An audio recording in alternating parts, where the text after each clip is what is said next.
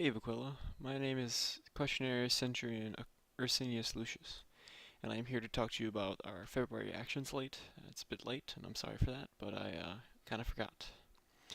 I first wanted to start off with talking about our current threats. We have to deal with Vagrant, the UPC, and Acre.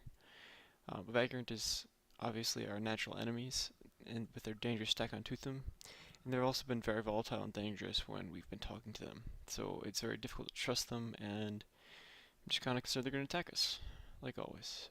The UPC are a bit of a different burden. They're really secretive, so we don't really know what they're going to do.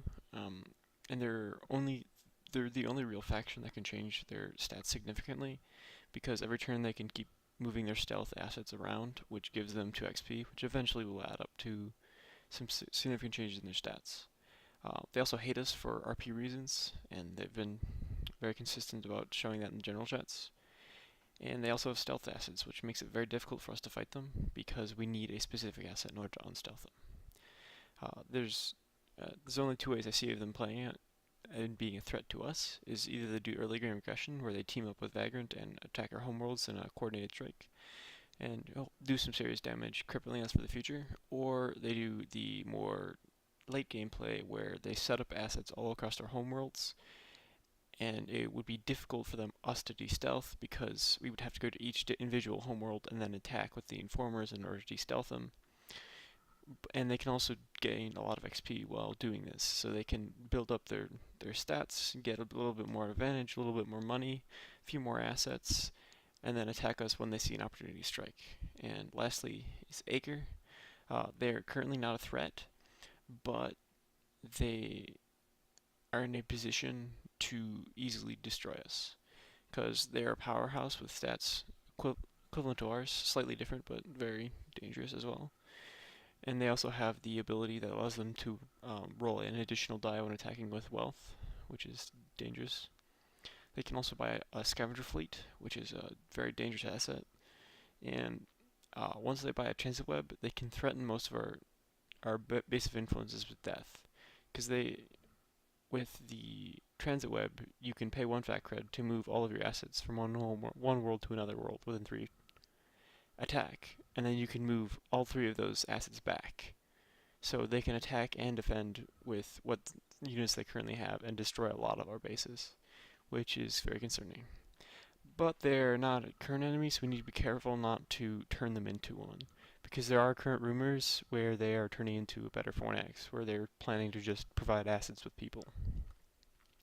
Some current alliances, Crux is being Crux. They're fighting off the UPC and Vagrant, as they're both enemies to the state. Vela is kind of being helpful. They're being friendly at least, but they're not offering much aid. No news there. Fornax is getting the strike fleet. They're also been talking about supplying us with assets in the future. The Deathless Accords are still going on, but they do need to do some rebuilding before they can be any of use in the actual turn. Trilliant, they gave us that loan for 3 fat creds, which we have to pay back on turn 4. The CHR is still friendly, but due to Acre buying that asset from Vagrant, they're unwilling to attack Sean, which is what we wanted to do originally. Also, the High Church is a strong ally, and with their stats, if we team up with the High Church, then we don't really have much to fear about Acre, as together we can buy treacheries and shut down any Acre attacks. I am starting with option 3, for those of you who saw the post in character. I'm starting with option 3 because I think it's important to... Actually, hold on, I need to double check. Yes, I am starting with option 3. These are the... Option 3 and 4 are very similar, and they're very easy to explain, and that's why I'm starting with them. The faction turn that we plan to take this turn is purchase asset, because we have a lot of money, and it's good to buy something with the money. The option 3 is to purchase a hostile takeover. The reason why we buy it is for 3 reasons. 1, we can use it to destroy Vagrant and UPC, since they're both weak in wealth. Since they have 3 in wealth and we have 7, we have a +4 when attacking with wealth assets against them. We can also use it to steal assets from Vagrant and UPC, giving us an advantage, a greater advantage to work with, since right now we're having struggles with not enough assets.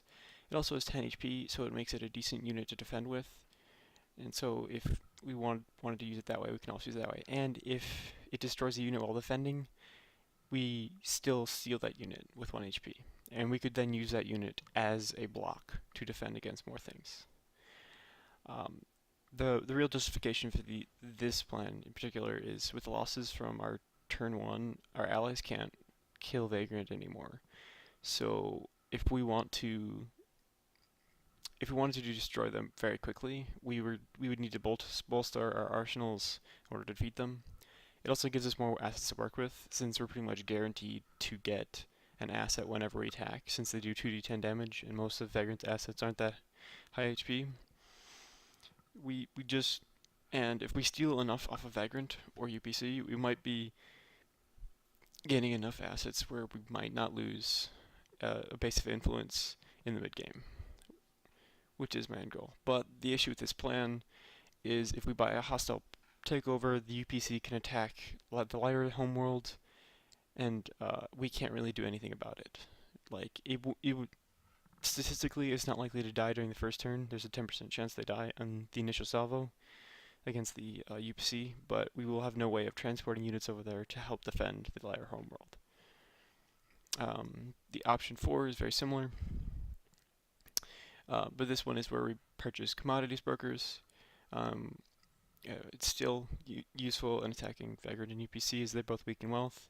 The only difference between the attacking power and the commodities broker and the hostile takeover is the hostile takeover does 2d10, commodities broker does 2d8. And we can also use this unit to boost our economy further. So, like, if we wanted to later game just buy a bunch of other units, this would be the one better to buy rather than the hostile takeover. It also has 10 HP, so it also makes it a decent unit to defend with. The justification is very similar to the other one. It also gives us the reason why we would do this one over the hostile takeover is it gives you better scalability, but it doesn't necessarily give you more assets, which is why they're both on the same thing. Alright, now that I have explained both options 3 and 4, I wanted to describe option 2. Now it's weird that I'm going backwards, but I have a reason for it, I promise. Option 2 is the treachery. Most of you probably didn't think about this plan. I didn't really until recently, but it's a plan to deal with Acre, because if we let Acre be, they have the possibility of killing our base of influence, several of them, without us really having any way of stopping them until later in the game, when both us and the church have treacheries, and at that point we stop them from actually being able to attack us, because we just take both their pre-tech researchers and their transit web, making them ineffective at attacking us. So in this plan we would purchase a treachery, and the reason why we're doing this is for 2 reasons. One, for 3 reasons actually. We can delay Acre for 2 turns for being able to attack us. If they build a transit web this turn, and we steal it next turn, then turn 3 they can't use it, and then turn 4 they can't use it. And unless they do the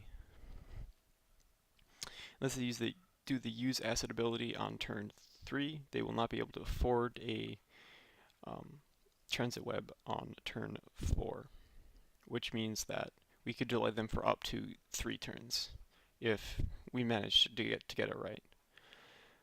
Also, if we use a treachery on the other transit web that Acre's going to be making, we would still get the transit web we need to move the transit web from Lovelace to Amory or Tiber or wherever in the middle, so that we can access all of our areas. It would just be a turn delayed, and it would help us with the UPC problem where they could attack Liar Homeworld. Also, it's very cheap. If it succeeds, it only costs 5 fat creds, which is a really cheap investment doing it.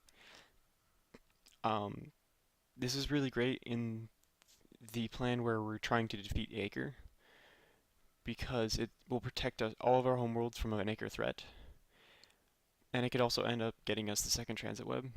But the issue with this is it means we're going to war with Acre, and that means we're going to be at war with Acre, Vagrant, and the UPC most likely, which is very difficult to deal with at this point, because It's hard to see a scenario where, with all three of those factions attacking us, where we don't lose a base of influence. But who knows? It might turn out well. It might go bad. This one is a lot more riskier than the other ones because if we purchase a treachery and Acre gets in an attack before we get to use the treachery, um, then we'd lose a base of influence anyways, and we provoked them for maybe no reason, which I don't know. And now I want to talk about the last slate. This one's my personal favorite because um, it's the purchase of transit web. This allows us to move the transit web we currently have to a centralized position, which allows us to reach all of the outer areas, protecting Lyra. And then we can sell it to the High Church, which allows the High Church to be a threat to Acre as well. Um, it's really good for the transit web to be centralized because now we have access to two more popular movements that we haven't had access to before, and we can also defend Lyra in the case the UPC decides to want to attack. Um, Also, if we sell to the High Church, not only are we solidifying our alliance with them, we are also, since they can also buy treacheries, they can also threaten Acre with treacheries. And at this point, it's too difficult for Acre to really attack us, because if they attack either one of us, then we can just both buy a treachery and the next turn take their movement assets, and making it very difficult for Acre to do anything about it.